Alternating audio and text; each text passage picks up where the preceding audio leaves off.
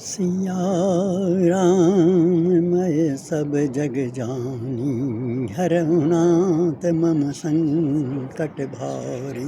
जय सिया राम, जय जय सिया राम। जय हिंद। डॉक्टर बालादत्त। मित्रों, आज मैं आपको अपनी बात बड़े स्पष्ट शब्दों में रखूँगा और आप भी इस पर सच्चे मन से और अच्छी तरह से सोच समझकर अपनी राय भी दीजिए और इस प्रसंग को आगे बढ़ाने का भी प्रयास कीजिए।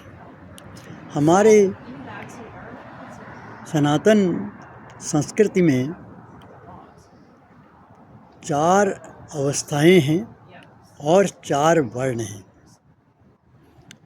अवस्थाओं के बारे में तो मैं अलग से बताऊंगा, लेकिन आज 4 वर्ण जो हमें आज विकृत रूप में दिखाई दे रहे हैं, जिसके कारण भारत में इस समय स्थिति भयावह होती जा रही है।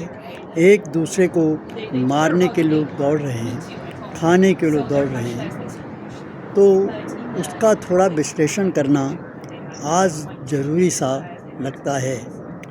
हमारे यहाँ 4 वर्ण हैं: ब्राह्मण, क्षत्रिय, वैश्य और शूद्र। इन 4 वर्णों का मतलब है समाज को 4 भागों में बांटा गया है और 4 ही भागों में आज भी बंट रहा है, क्योंकि जिसकी जैसी रुचि होगी, जिसको जिस काम में अधिक दक्षता होगी, जिसका मन जहाँ लगता होगा, वह उस वर्ण में प्रवेश कर सकता है। ये एक आदर्श व्यवस्था थी। आज के युग में इसे अंग्रेजी में डिवीज़न ऑफ लेबर कहते हैं, जिसे हम श्रम विभाजन के रूप में देखते हैं। जैसा जैसा कार्य वैसा वैसा वर्ण, उसमें कहीं जन्म से उसका कोई संबंध नहीं था। कोई भी वर्ण किसी भी कार्य को करने के लिए स्वतंत्र था। जैसी उसकी रुचि होगी, यदि शूद्र चाहता, शूद्र की रुचि पढ़ने में है, ज्ञान प्राप्त करने में है, तो वो ब्राह्मण की श्रेणी में आता था। और यदि ब्राह्मण की रुचि कार्य करने की है, सेवा करने की है, तो वो उसको शूद्र के रूप में मान देना जाता था। इसमें किसी तरह का भेदभाव नहीं था। कोई वर्ण अपनी रुचि के अनुसार किसी वर्ण को अपना सकता था।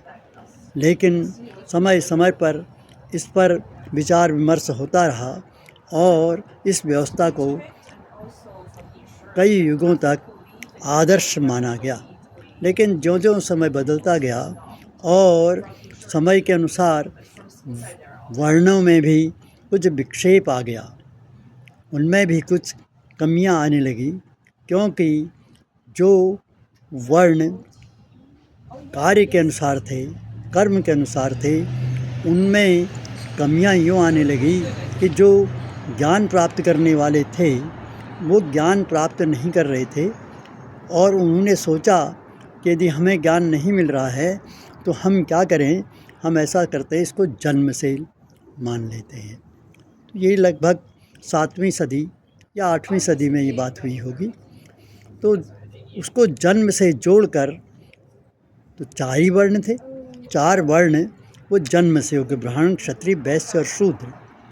और यहीं से इसमें विसंगति पैदा हो गई और विसंगति पैदा होने से हमने उनको अलग अलग रूप में देखना शुरू किया और शूद्रों को हमने अपने से बिल्कुल अलग ही कर दिया।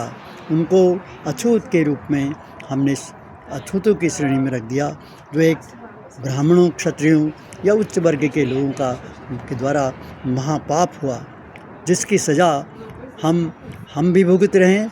और वो तो युगों से वो तो जब से ये प्रथा चली, जन्म से जन्म वाली, तब से ये भुगते आ रहे हैं और वो पिछड़ते गए। लेकिन यदि देखा जाए तो वो सेवा करने वाले लोग ही हमारे यहाँ सबसे महत्वपूर्ण अंग था, क्योंकि उसमें उनका कार्य था चीज़ों को बनाना। हर चीज़ का निर्माण शूद्र ही करते थे। तो इसका मतलब जिस तरह हमारे यहाँ का अंग्रेज़ी में उसको इंजीनियरिंग कहते हैं, यहाँ हमारे यहाँ उसको अभियंता कहते हैं। अभियंता का कार्य वो करते थे, लेकिन अब वो धीरे धीरे उनको अछूत मान लिया गया। काम उनसे ही करते थे लेकिन अछूत मानते थे। तो यहाँ तक तो काम फिर भी कुछ चलता रहा, लेकिन धीरे धीरे धीरे ये जो वर्ण थे वो जातियों में कैसे परिवर्तित हो गए, ये हमारी समझ की से परे की बात है। कितना ही खोजो, कहीं कितना ही ढूंढो, कहीं इसका प्रारंभ भी दिखाई नहीं देता है, अंत भी दिखाई नहीं देता है। जब ब्राह्मण हैं तो ब्राह्मणों में भी सैकड़ों हजारों जातियाँ हो गई हैं। क्षत्रिय हैं तो उनमें भी अलग अलग फिरके हो गए हैं। इसी तरह वैश्य और शूद्रों में भी हो गया है। ये क्यों हुआ? क्योंकि हम सत्ता लोलुप हो गए और हमारे में ईमानदारी का मद्दा ख़त्म होता गया। केवल अपने स्वार्थ को सिद्ध करने के लिए हमने इस प्रथा को अपना लिया और धीरे धीरे ये जातियाँ पहले थोड़ी बढ़ी, फिर थोड़ी बढ़ी, फिर थोड़ी बढ़ी।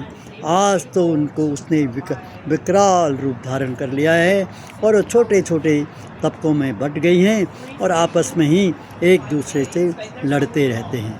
अर्थात जो हिंदू जीवन पद्धति थी, उस पद्धति में इतना विकार आ गया है, आज हम एक दूसरे को देखना भी नहीं चाहते हैं। तो इस स्थिति से निपटने के लिए आज हमें आगे आना होगा और इस विषय पर विशेष रूप से विवेकजनों को, उद्बुद्ध जनता के उद्बुद्ध वर्गों को सोचना होगा, समझना होगा, अध्ययन करना होगा और अध्ययन करने के बाद निराकरण करने के लिए अपने सुझाव देने होंगे। क्योंकि यदि इस तरह की स्थिति होती रही तो भारत बिखर जाएगा। विकास की जगह हम अवनति की ओर चलने लगेंगे और देश गर्त में चलता चला जाएगा। जो आज हम सोच रहे हैं वो कल नहीं होगा। कल उसका बहुत ही अंधकारमय हमको दिखाई दे रहा है, क्योंकि हम फिरकों में बंट गए हैं। जातियाँ पहले जातियाँ थी, अब जातियों के साथ में हम अलग अलग फिरकों में बंट गए हैं और इसका लाभ आज तक भारत स्वतंत्र स्वतंत्रता मिलने के से आज तक इस तरह का ही व्यवहार हो रहा है। इसका लाभ सबसे क्षेत्रीय दलों ने लिया है। छोटे छोटे वर्गों में बढ़ गए, कहीं शूद्रों की पार्टियां हैं, कहीं और जातियों की पार्टियां हैं, कहीं ठाकुरों की जातियां हैं, कहीं ब्राह्मणों की पार्टियां हैं। तो ये बिखर रही हैं। यदि हम बिखराव की जाए ओर जाएंगे तो टकराव होगा, अटकाव होगा, लटकाव होगा, छटकाव होगा। इन सब को से निवृत्त होने के लिए हमें एकजुट होकर के और विशेषकर विद्युत जनों को एकत्रित होकर के इसके समाधान की ओर बहुत ही तेज़ गति से आगे आना होगा और सबको ही इसमें सहयोग देना होगा। धन्यवाद।